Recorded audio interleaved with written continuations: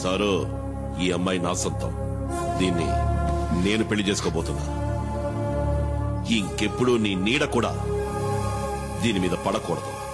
పడితే ఈ కుమారస్వామి ఆయుధం నీ గుండెల్ని చీలుస్తుంది.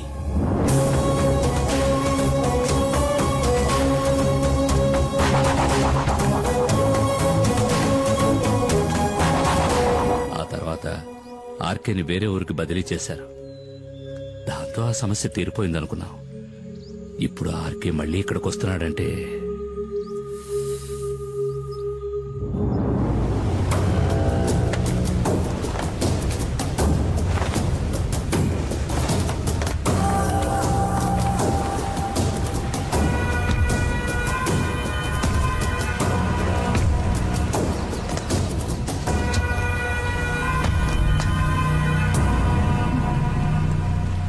మైనా మైనా అడవి మైనా.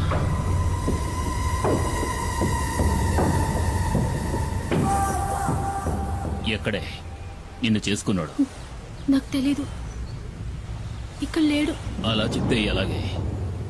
పెళ్ళానికి తెలియాలి కదా మొగుడు ఎక్కడుండేది. మర్యాదగా చెప్పు, ఎక్కడ వాడు? వేలాయుధంతో జనాన్ని చంపే కుమార్. రేంజర్ సార్, అమ్మాయిని వదిలేండి. మీకేం కావాలని నన్ను అడగండి, చేస్తాను. నాకు కావలసింది ఇది. నువ్వు తారుస్తావా? తప్పుకోరో.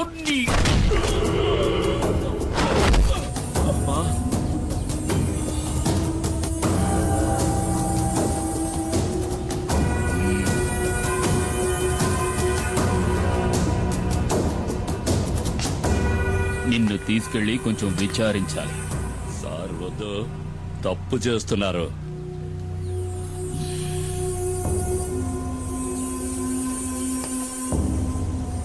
ఒక బిడ్డని కన్నా కూడా నీ ఒంట్లో బిగి కొంచెం కూడా తగ్గలేదు. సార్ వద్దు, వదిలేయండి, వదిలేయండి.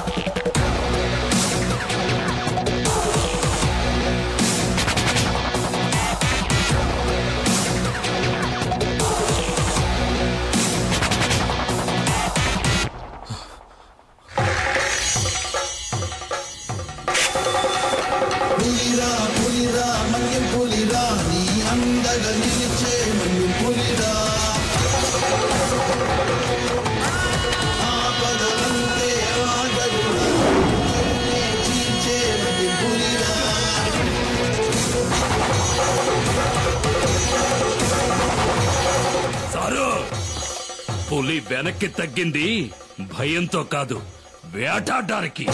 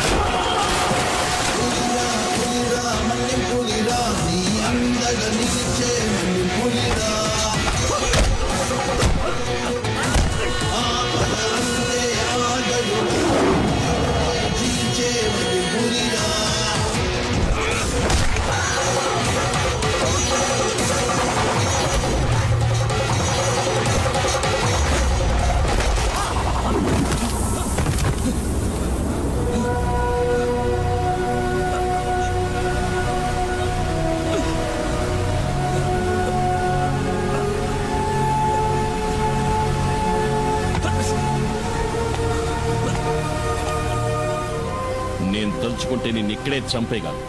ఈ పులియూరు పరిసర ప్రాంతాల్లో ఇంకొకసారి కాలు పెట్టావో ఆ పెట్టిన కాలుని నరికి పారేస్తాను. పోరా ఇక్కడి నుంచి.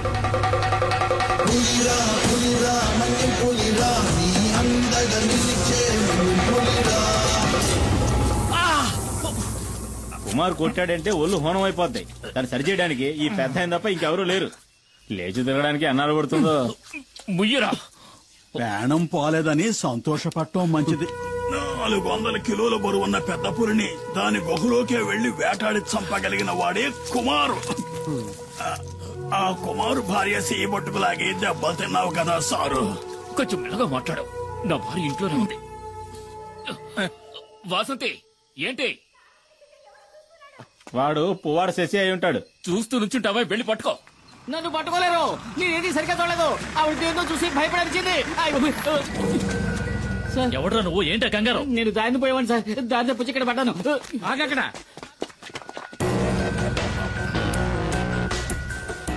రమణాచారి ఏసీపీ. ఇన్ఫర్మేషన్ వచ్చింది. రేపు ఉదయం వస్తారనుకున్నాను. నిన్న సాయంత్రమే పులియూరుకు వచ్చాను. అప్పుడే తెలిసింది మీకు యాక్సిడెంట్ అయిందని. చూస్తుంటే ఇది యాక్సిడెంట్లా లేదే రేంజర్. ఏదో పులి దాడి చేసినట్టుంది. దిగులు పడకండి, నాకంతా తెలుసు. నేను పులివేటకే వచ్చాను. దానికి ఈ రేంజర్ సహాయం కూడా కావాలి. మీ పేరేమిటండి? దివాకర్ సార్. సరే, మీరిక వెళ్ళొచ్చు. ఈ వైద్యుని కూడా తీసుకువెళ్ళండి. నేను ఈ రేంజర్తో కొన్ని విషయాలు మాట్లాడాలి. ఇది తమాషా కాదు కుమార్, జాగ్రత్తగా ఉండాలి. ఇంతవరకు పోలీస్ ఆఫీసర్లు ఎవరు నేను వెతుక్కుంటే ఈ ఊళ్ళోకి రాలేదు. ఇదే మొదటిసారి. కుమార్ ఏం చేశాడని? చూడనా, నువ్వు విషయం తెలియకుండా మాట్లాడుతున్నావు. పులిని చంపిన కేసు అయితే దానికి జామీను కూడా ఇవ్వరు. నేనే పులిని చంపానడానికి సాక్ష్యం ఏమిటి? అయ్యో కుమార్, ఎఫ్ఐఆర్ రాసింది ఆర్కే గనుక దానికి సాక్ష్యాలేం అక్కర్లేదు. ఆధారాలు అంతకంటే అక్కర్లేదు. అడవిలో ఏ మృగాన్ని చంపిన కేసైనా రేంజరే స్వయం సాక్షి అవుతాడు. కోర్టుకు అది సరిపోతుంది. అది చాలదన్నట్టు ఆర్కేను కొట్టిన కేసు ఒకటి. దివాకర్ చెప్పింది కూడా నిజమే కుమార్. కొన్నాళ్ళ పాటు నువ్వు ఎక్కడైనా ఉండడం మంచిది. ఎందుకని? నేనేం వెతుక్కుంటూ వెళ్లి అడవిలో ఉన్న పులుల్ని చంపలేదే. చంపాను నిజమే. ఊళ్ళోకి చొరబడి పులియూరు ప్రజల్ని దారుణంగా చంపిన వాటిని చంపాను. అదేం పెద్ద నాకు తప్పనిపించట్లేదు. ఊళ్ళో వాళ్ళని పులి చంపితే కేసు లేదు. ఊళ్ళో వాళ్ళని చంపిన పులిని ఈ కుమారు చంపితే కేసు. ఈ పని కోసం నన్ను ఉరి తీసినా సరే ఆ రేంజర్ లాంటి ఎదవలకు భయపడి అడవిలోకి వెళ్లి ఎక్కడో తలదాచుకోవాల్సిన అవసరం నాకు లేదు. త్వరగా ఆ మూల పెట్టండి, బయటికి కనిపించకూడదు. రేయ్, ఏంట్రా మీరు చేస్తున్న పని? ఏంటి? అన్నయ్య కూడా మాట చెప్పకుండా అర్ధరాత్రి సరుకు తీసుకొస్తే మేమేం చేయగలం? ఎక్కడని దాచగలం? రేయ్, మీ అన్న సహాయం చేస్తానని చెప్పాడుగా, మరేంటి? రేయ్, అన్నయ్య సహాయం చేస్తానన్న మాట నిజమే. ఇప్పుడు ఆయన ఆ స్థితిలో లేడురా. ఈ పరిస్థితుల్లో అన్నయ్య వదన్ని చిన్నిని వదిలేసి రాలేడురా. అన్నయ్యతో నేను మాట్లాడతాను. ఆయన ఇంకో బండిని మీకు అరేంజ్ చేసిస్తాడు. సరే, అంతవరకు సరుకు ఈ లారీలోనే ఉండని. అదే ఇంకా ఎందుకు ఆలోచిస్తావు? ఇది చేసేది నీకోసం కూడా. ఆ విషయం మర్చిపోకరా. ఏంటి సింహాద్రి? రండి. ఏంటి విషయం చెప్పు. శంకర్ని నిన్న రాత్రి పోలీసులు పట్టుకున్నారు. రామయ్య కుడిబుచ్చం వాడు. గంజాయిన చుట్టూ వాడికొక్కడికే తెలుసు. ఇప్పుడు ఏం చేద్దామంటావా? ఇప్పుడే దాన్ని పులియూరుకి చేర్చాలి. దానికి ఒక్కటే దారింది, కుమార్. అరెస్టోళ్ళు పోలీసులు వెంటనే ఇక్కడికి వస్తారు. వాళ్ళ కళ్ళు గప్పి లోడు తీసుకెళ్లగలిగిన వాడు ఈ పులియూరులో కుమార్ ఒక్కడే. అదెలా జరుగుతుంది సింహాద్రి? ఈ పరిస్థితిలో కుటుంబ నదులు కుమారాన్ని ఎక్కడికి రాడని మని చెప్పాడుగా. ఆ విషయం నాకు తెలీదు. ఈ సమస్య నుంచి మిమ్మల్ని రక్షించడానికి కుమార్ తప్ప ఇంకెవరూ లేరు. మేమంతా ఎంక్వైరీ చేశామన్నా. ఆ రేంజర్ ఇప్పుడు హాస్పిటల్లో ఉన్నాడు. మీకు వ్యతిరేకంగా హత్యానేరం కింద కేసు రిజిస్టర్ చేశాడు. అది కాక పులిని చంపిన కేసు ఒకటి. మేం వెళ్ళడానికి నువ్వు చెప్పిన చెప్పి సరిపోతుంది. మిమ్మల్ని పోలీసులకు అప్పచెప్పి ఇక్కడి నుంచి వెళ్ళడానికి మనసు రావడం లేదన్నా. ఇప్పుడు వాళ్ళకి దొరికావంటే జామీన్ మీద కూడా బయటికి రానివ్వకుండా జైల్లో వేస్తారు. అన్నా, ఆలోచించుకునే టైం లేదు. పోలీసులు పెద్ద ఎత్తున బయలుదేరారంట. నువ్వు నీ కుటుంబం మాతో పాటు వచ్చేయండి. ఈ అడవి దాటితే చాలు మనల్ని ఆ తర్వాత పోలీసులు ఏం చేయలేరు. ఇది కన్ఫర్మ్. చూడండి, మిమ్మల్ని పోలీసులు పట్టుకుపోయారంటే మేమేం ఉయ్యోగయ్యో చూసుకుంటాం. కుమార్, ఇక నువ్వేం ఆలోచించొద్దు. ఇక్కడ ఏం జరిగిందో నేను చూసుకుంటాను. నువ్వు మైనాని పాపను తీసుకుని ఇక్కడి నుంచి బయలుదేరు. అన్నా, వెంటనే బయలుదేరదాం. పోలీసులు ఎప్పుడైనా ఇక్కడికి రావచ్చు. వస్తారా? రాని. ఒక్క పోలీసు కూడా వంతిని దాటి ఇక్కడ కాలు పెట్టలేడు. కుమార్, నువ్వు వీళ్ళని తీసుకుని అడ్డు రోడ్డు గుండా వెళ్ళిపో. వెళ్ళమంటున్నారుగా, వాళ్ళు వచ్చేస్తారు. వెళ్ళు. ఏదో కావాలనుకుని ఎవడికో భయపడి ఈ పులియూరు గడ్డ దాటి నేనెప్పుడూ కాలు బయట పెట్టలేదు. ఇదే సరైన నిర్ణయం అని మీకు అనిపిస్తే నేను వస్తాను.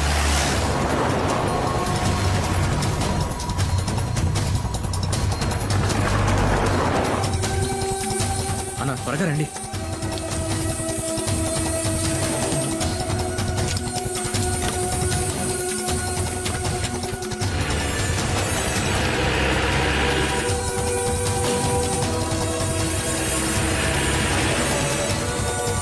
త్వరగా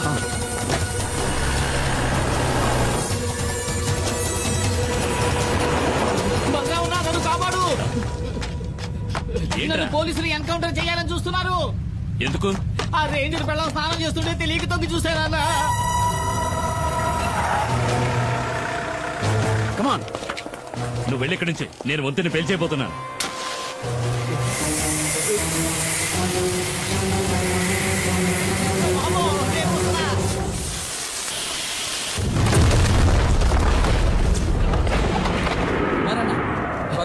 బండి కూడా రెడీగా ఉంచారు.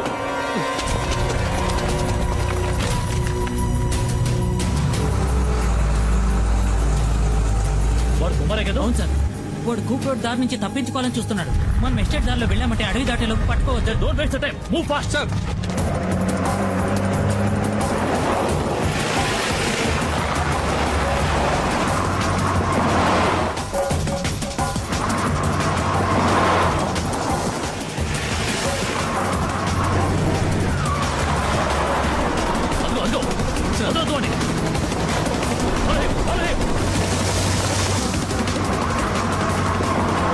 కుమారన్నా, వేగంగా వెళ్ళండి.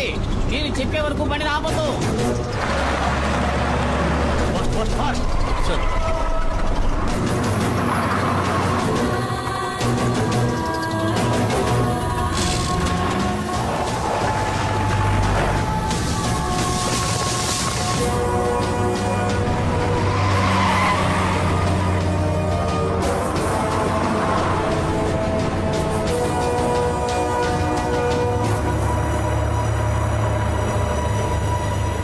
పోలీసులు దొరికితే అంతే.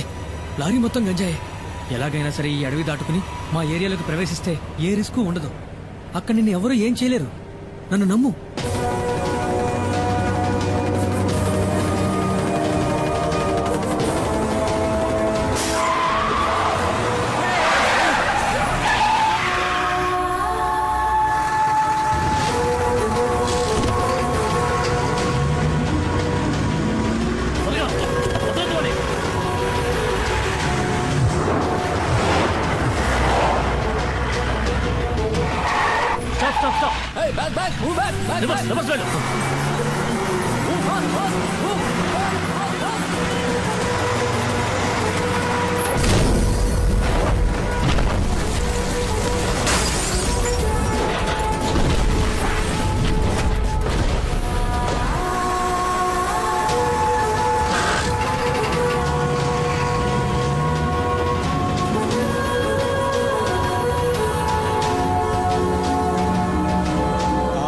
పులియూరు వదిలిపెట్టి వెళ్లిన కుమారు అతని కుటుంబము మంగళాపురం దగ్గర డాడీ గిరిజా సంరక్షణలో ఉన్నారు.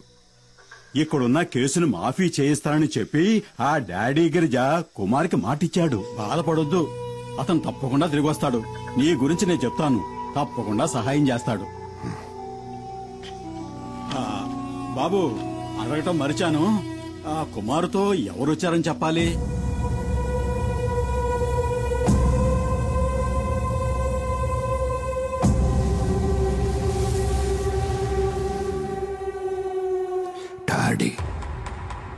డాడీ గిరిజా.